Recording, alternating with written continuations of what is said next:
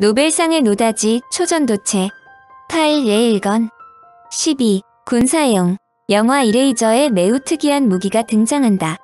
이 영화에 등장하는 EM건은 표적을 엑스레이로 자동 감지하여 발사하는데 5cm의 철판도 간단하게 뚫어버리는 가공할 만한 무기이다. 특히 작동 원리가 전자자석 펄스 방식으로 화약이나 기존 총알이 아닌 알루미늄 탄환을 초음속으로 연속 발사하는 총이다. 그동안의 무기는 한쪽 끝이 막힌 원통 내에서 화약을 폭발시켜 그 폭발력으로 탄환을 날려보낸다. 그런데 이 총포는 군대의 상징과도 같은 기본 무기체계이지만 21세기에 들어서자 보다 파괴력이 있는 무기가 등장한다. 기존의 화약식 총포의 포구 초속은 1500m인데 유효 사거리는 80km를 넘기기 어렵다. 이를 넘는 거리의 목표를 타격할 때 미사일을 발사하는 이유인데 총포도 나름대로의 큰 장점이 있다. 미사일과는 달리 탄환 자체에 추진기관이 없기 때문에 탄두 중량이 같은 경우라면 한 발당 발사 단가가 미사일보다는 훨씬 저렴하며 발사 속도도 매우 빠르다. 한마디로 가까운 거리에 신속히 제압해야 하는 경우 권총이나 기관총이 미사일보다 훨씬 효율적이다. 그래서 기존의 총포가 가진 이러한 장점을 최대한 살리면서 또한 규모도 휴대용으로 더욱 멀리 빠르게 발사할 수 있는 신개념의 무기가 레일건이다. 레일건은 매우 오래전에 도출된 기술이다. 1918년 프랑스의 발명가 루이 옥타브 포숑 빌레플르가 기존 총포와는 달리 레일건은 동극 모터의 원리를 이용해 도체로 만들어진 탄환을 한 쌍의 금속재 레일 사이에서 오직 전기의 힘으로만 가속해 발사하는 포이다. 레일건은 포신 노릇을 하는 서로 평행한 한 쌍의 금속재 레일을 하나의 전원에 연결한 구조로 두 레일 사이의 도체로 만들어진 포탄을 물리면 이것으로 포 전체에 전기가 통하는 회로가 완성된다. 즉 전원에서 나온 전류가 양극 레일을 거쳐 포탄을 통해 반대편의 음극 레일로 들어가 다시 전원으로 돌아가는 것이다. 이러한 전류의 흐름으로 인해 레일건은 그 자체가 하나의 전자석과 같은 속성을 띠게 된다. 즉, 양 레일이 포탄이 있는 곳까지 영향을 미치는 자장을 형성하며 레일건 회로에 흐르는 전류가 자장 속에서 운동 에너지를 생산하여 이 에너지로 포탄이 레일을 따라 움직이며 가속되는 것이다. 레일건의 장점은 엄청난 포구 초속이다. 레일건은 이론상 마하 10 이상의 포구 초속을 낼 수 있다.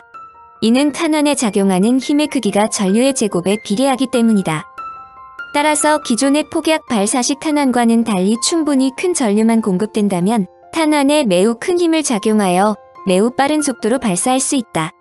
특히 탄의 파괴력을 좌우하는 운동에너지는 속도의 제곱에 비례하므로 사거리를 수백 킬로미터까지 늘릴 수 있다. 더욱 중요한 것은 화약이 전혀 필요 없으며 레일건은 탄두만 장전하면 되므로 이론상 장전 속도가 매우 빠르다. 이러한 레일건은 전차포나 곡사포, 함포, 대공포 등의 군사적 용도로 활용 가능하다. 특히 인공위성이나 우주선 발사 시 기존의 로켓을 보조하거나 대체할 가속수단, 핵융합 발전의 시동장치로도 레일건이 유효하다. 물론 레일건의 큰 단점은 발사 시 엄청난 양의 전력을 사용해야 한다는 점이다.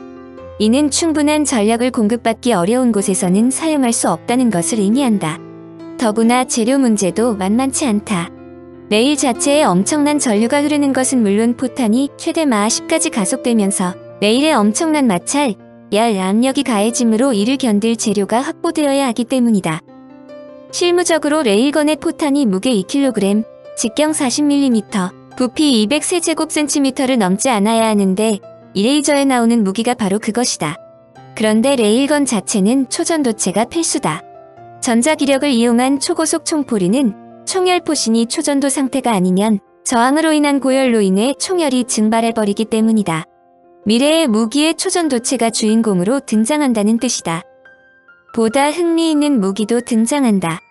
1977년 조지 루카스 감독에 의해 출시된 스타워즈 시리즈는 서부극을 우주극으로 바꾸었다는 스페이스 오페라의 걸작으로 알려진다. 스페이스 오페라는 광대한 우주를 무대로 소재가 무궁무진한 데다 첨단 공상과학을 무기로 함으로 현재까지 모든 작품이 성공했다는 신화를 갖고 있다. 스타워즈, 스타트랙, 토르 등 모두 성공했다. 그런데 스타워즈에서 많은 사람들을 놀라게 한 것은 바로 광선검, 일명 라이트세이버이다. 영화 속의 광선검을 한국의 디자이너가 연출했다 하여 화제가 되기도 했는데 학자들은 미래 어느 날 실제로 광선검을 볼 수 있을 것으로 생각한다. 물론 현재의 기술로 광선검 라이트세이버를 만드는 것은 불가능하다.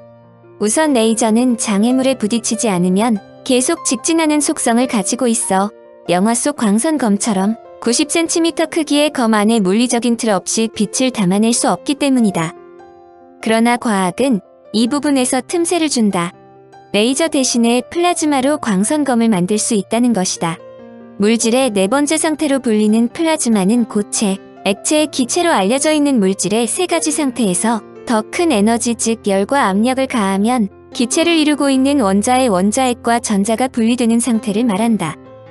플라즈마는 우리에 매우 밀접하게 관계하고 있는데 디스플레이, 형광 등 공기청정기 등이 플라즈마를 활용한다.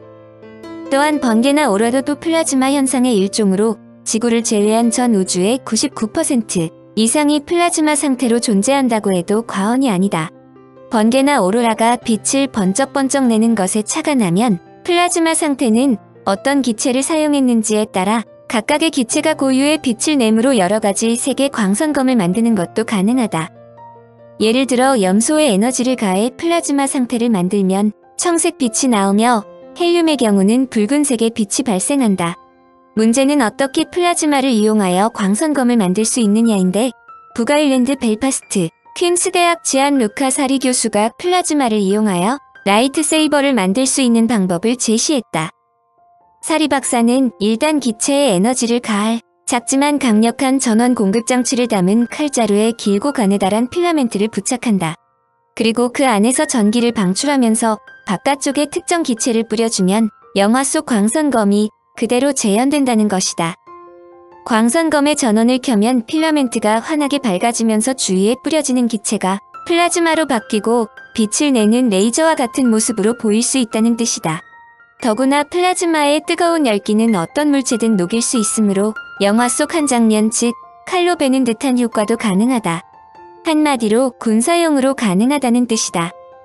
물론 현실에서 플라즈마를 이용한 광선검을 제작하는 게 이론처럼 간단한 일은 아니다. 우선 모든 부품을 콤팩트하게 만들고 다른 광선검의 공격을 견딜 정도로 견고하게 만들어야 한다는 문제가 있기 때문이다. 많은 학자들이 플라즈마를 활용한 응용 기술이 더욱 발전하면 플라즈마를 마음껏 인간의 힘으로 조절할 수 있게 되어 광선검도 등장할 수 있다는데 점수를 준다. 13. 우주선 동력. 화성에서 우주인인 마크 와트니가 혼자 남겨져 고군분투하는 마션 영화 마션에서 거대한 우주선 헤르메스호가 등장한다. 그를 구하기 위해 나사와 그의 동료들이 펼치는 구출 작전을 감동적으로 그려지는데 화성에 떠있던 헤르메스호는 현재의 기술로 화성까지 8달이 걸리는데 단 40일로 주파한다. 비밀은 바로 플라즈마이다. 화성 왕복선 헤르메스호의 주 추진기관은 이온 엔진으로 이온 엔진은 아르곤이나 제논 등의 가스를 이온화, 즉 플라즈마 상태로 만든 뒤 이온 입자를 자기력을 이용하여 선체의 후방으로 빠르게 분사함으로써 추진력을 얻는 기관이다. 2012년 소행성 베스타를 탐사한 돈 탐사선이 이온 엔진을 사용했다. 현 단계에서 이온 엔진은 지구 중력권에서 쓰기에는 추진력이 약하지만 지구의 중력을 벗어난 후 이온 엔진은 매우 뛰어난 연비와 가속 성능을 지니고 있다. 한 예로 1998년 발사된 딥스페이스 1호의 경우 670일간 엔진이 작동했는데 그동안 사용된 추진체는 72kg에 불과했다. 또한 나사에서 실험한 제논 추진체의 경우는 중단 없이 연속으로 48,000시간을 가동시켰는데 이때 소모된 연료는 약 10톤으로 알려진다. 더불어 이온 엔진의 가속 성능은 처음 추진 속도는 느리지만 우주여행을 지속하다 보면 어느 순간 화학 로켓에 비해 수십 수백 배 빠르게 된다. 간단하게 말해 화학 로켓의 경우 연료가 빠르게 소진되므로 가속에 한계가 있지만 이온 엔진은 연료 걱정 없이 엔진을 계속 가동하여 점점 가속도가 붙어 빨라지는 것이다. 나사는 차세대 엔진으로 홀 추진기라고 알려진 플라즈마 엔진 역시 개발 중인데 기존의 이온 엔진이 이온화된 입자만을 분사하여 추진력을 얻었다면 플라즈마 엔진은 플라즈마 자체를 분출하여 추진력을 얻기 때문에 기존 우주선에 비해 훨씬 빠른 추진력을 얻을 수 있다. 프랑스에서 개발한 플라즈마 엔진의 추진력은 시속 72,000km로 기존의 화석 로켓이 지구를 벗어나기 위한 탈출 속도인 시속 4320km를 훨씬 웃도는 추진력을 보인다. 플라즈마 엔진이 결코 먼 미래의 이야기가 아님을 보여주는 사례인데, 이 플라즈마 엔진을 사용하면 화성까지 단 40일이면 충분할 것으로 예상되는데, 이 역시 초전도 기술이 관건이다.